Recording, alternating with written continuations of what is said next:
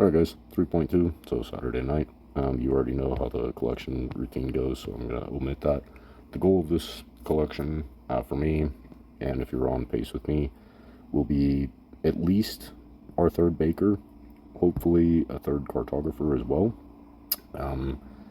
And in a perfect world, we would actually be able to get some expansions on this collection as well. Between the three priorities, we're definitely going to have 1,000 alloy towards Baker number 3 or the next pair of cartographers. We're definitely going to be able to generate at least 1,000, but maybe not more than 1,500. So that'll be the deciding factor. But between the three, if you have to prioritize, do the Baker number 3 as your top priority, because the combination of those three bakers will generate enough alloy as well as supplies to self-replicate, basically. So you'll get enough supplies and alloy from that group of three bakers to plant baker number 4, baker number 5, etc. So at that point, all of the alloy that we're collecting from housing can be applied towards cartographers. Eventually, we're going to need troops, pillories, things like that. So the housing alloy can be applied to other parts of the city, and the bakers will become self-sustaining. So if you do have to prioritize, go with the baker as priority number 1. Go with the expansion as priority number 2, because once we plant this third baker, we're going to reduce the footprint of our housing even more, so we're collecting even less alloy from the housing part of it. So that extra expansion or 2 will help you supplement the alloy. Cartographer number 3 is not as high of a priority. The first 2 cartographers are a big priority because we're starting off our collection at 20% happiness. So adding those first 2 cartographers gets us up into the 110% metric. But the last 2 cartographers, not a huge deal. Just continue collecting and deleting housing until you can do that. So that's the goal for this collection. Let's see what we actually come up with. Alright, ready for the bakery collection. I've got 17 breweries planted. I'm going to be like 100 alloy short of accomplishing all 3 goals, which is painfully frustrating, but it's still a pretty serious improvement over the Alchemist Guide. Well, that didn't update. That's weird. Alright, there it is. 840 would be a long ways off from the goal. So needed 1700, came up with 1590. One of 2 solutions. This is designed to be a free guide for you guys, so there's a free solution to accomplish all 3 objectives in this collection. I'm gonna cheat a little bit and just rush the construction of another baker to get the alloy that I need. The free solution here would be to plant the goods building first, get the expansions that you want, delete the goods building. So we would have 1590 minus the 200 on the goods would bring us down to 1390. Get the expansions that you want and delete it would give you back 50. So we're now up to 1440. And from there, delete 1, 2, 3 gallows you'll get 25 back per gallows that you delete. That would give you plus 75. So you'd be up to 1515, which is enough for baker number 3 as well as cartographer number 3. So that would be the free solution. And at this point, it's not really a big deal if we're deleting the gallows, because we're immediately replacing it with a cartographer, and you don't even have to rush the cartographer. It'll be ready for the collection tomorrow morning. That would be the free solution. In this case, I am going to cheat a little bit and rush the production of the baker just to squeeze the alloy out of it. Before I do that though, let's take a quick note of where we're at. We got 1590 alloy out of this collection, as well as 1.4 million in supplies. Coins were going to be good on for quite some time. Eventually we are going to plant some clapboard houses just to stockpile enough going into the end game where that's not a concern at all. But for right now, we're pretty comfortable on coin. Keep in mind, this is just day 3, so quantum supplies, we have plenty to get the at least 2 expansions as well as the upgrades that we're planning to make.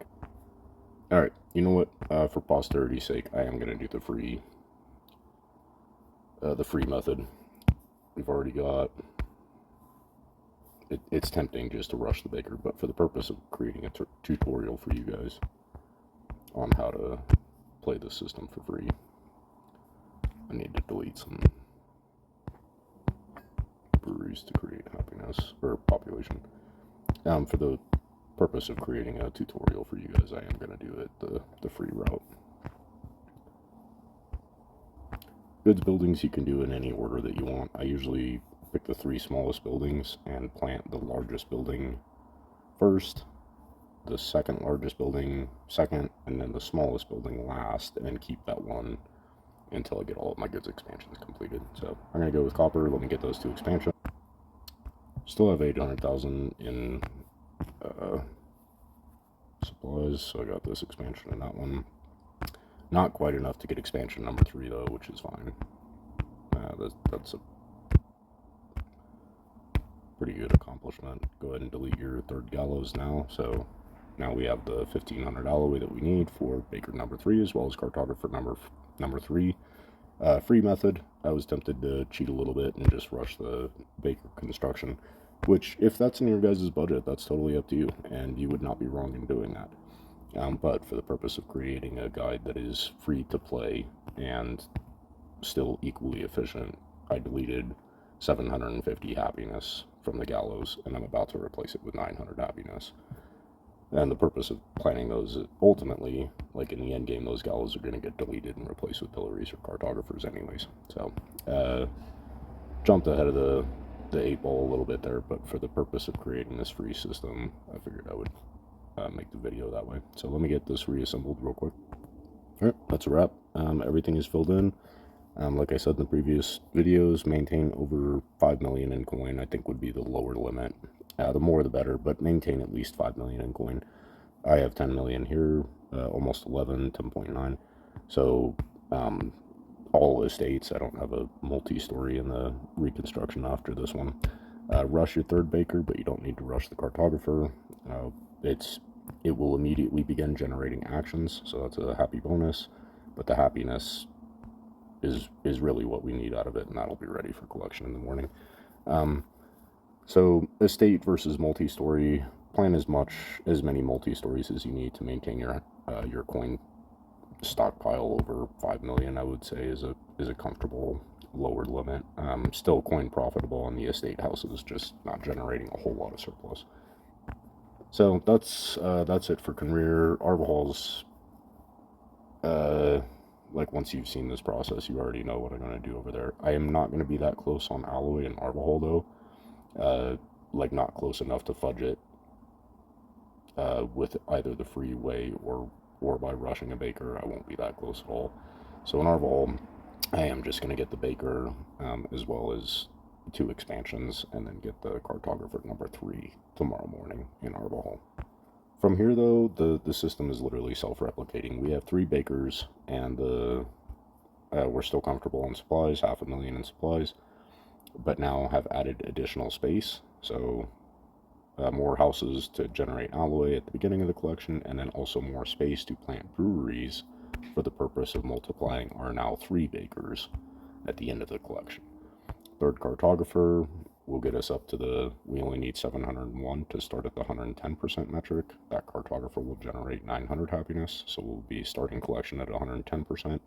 So 11 alloy off of all of these houses, and then get into the 150% that much faster. So at this point, it becomes self-sustaining. Use the alloy from your houses to add additional cartographer or pillory. Use the alloy and supplies from the bakers to add additional bakers. Pretty efficient. If you guys, just as a litmus test, like, why would you consider following this guide? Let's compare this side by side with the Alchemist guide. If you had followed the Alchemist guide up to this point, you would currently have, after collection, after everything that you guys just watched me do, this would be your end result. 4 frame houses, 12 estate houses, 2 multi-stories. On the supply side, you would have 8 alchemists, generating 800 roughly on alloy. That's the strategy of the Alchemist, right? We need alloy plus supplies. This thing checks both boxes. It really doesn't though. You'd be getting 800 alloy off the Alchemist versus the whatever, little over 1,000 on the bakeries. 5 breweries, no breweries planted here. You would have 2 gallows. I still have 5. I just deleted 3 mid collection just to prove a point. But if you follow the Alchemist Guide, you would have 2 galas at the end of the process, 1 pillory and 7 churches. We're obviously ahead of that. You would have a very comfortable surplus of 143,000 coin, and you would have an additional supply reserve of 300,000. So, proof's in the pudding. It's 10 times faster than the Alchemist Guide, and free, legitimately free, and I can say that with a good conscience because I did use the free method with tonight's collection. So, Arvahol is pretty self-explanatory. I will post an update on both of them at some point this season, but from here you can picture where I'm going. I think that's it for this one. So I'll talk to you guys soon. Bye.